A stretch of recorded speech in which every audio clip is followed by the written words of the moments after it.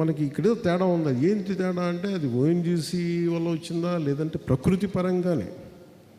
ఒకసారి సముద్రంలో కూడా ఎక్కడో పక్క దేశాల్లో ఉండే పొల్యూషన్ కూడా వచ్చి మన తీర ప్రాంతానికి చేరుతుందా కరెంట్స్ వల్ల, ఇవన్నీ తెలియదు. అందుకని మనం కూర్చోబెట్టి దాన్ని నిర్ధారించడానికి నేను డాక్టర్ జో కేడుకూడనని అని మన ప్రిన్సిపల్స్ ప్రధానమైన శాస్త్రవేత్త మన రీజనల్ మన ఐకార్ అని ఉంటుంది, Indian council of agricultural research and central marine fisheries research institute, ఇది విశాఖపట్నం రీజనల్ డైరెక్టర్.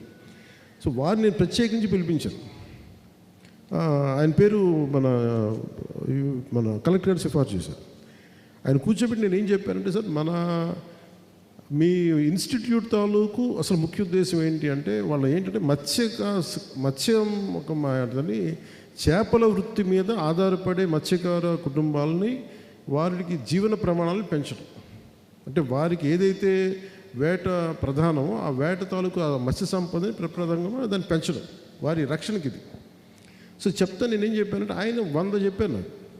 దాంట్లో ఏం ప్రాక్టికల్ అంటే, ఆయన కొన్ని చెప్పింది ఏంటి అంటే, ఒకటి మనం చేయగలిగే ఉన్నాయి. ఒకటి ముందు తీర ప్రాంత రక్షణ కూడా కాకుండా మెయిన్ ఆయనకి ఇచ్చిన గోల్ ఏం చెప్పానంటే, సార్ ఎంత పొల్యూషన్ చెప్పండి ఫస్ట్.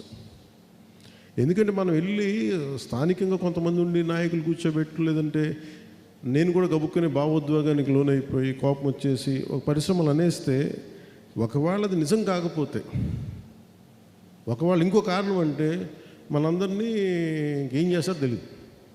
నేను అబాస్ పాలైపోతాను, మనకేమో స్టాండ్ ఉండదు. అందుకే నేనేం చెప్పాను, ఒక సైంటిఫిక్ పద్ధతిలో పెడదాం సార్, మీరు చూడండి అంటే ఆయన కూర్చోబెట్టి ఆయన చాలా కారణాలు చెప్పారు. అందుకని మేము ఒక 20 చోట్ల మేము శాంపిల్ తీసుకుంటాం. అవసరమైతే డీప్ డైవర్స్ ఉంటారు కొంతమంది మా సంస్థల్లో, మేము వాళ్ళని మా గర్భంలోకి పంపిస్తాం.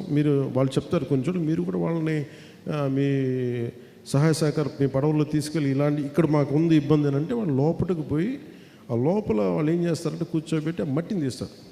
అసలు అక్కడేమైనా సముద్ర మట్టంలో గర్భంలో ఏదన్నా ఈ పారిశ్రామిక కాలుష్యం ఉందా, అసలు ఉంటే ఎంత ఉంది, అసలు లేదా, వీటన్నిటి మీద వాళ్ళు పరీక్షలు పెడతారు. దీని మీద అది చేసిన తర్వాత మనం నిర్ధారించాలి. ఇది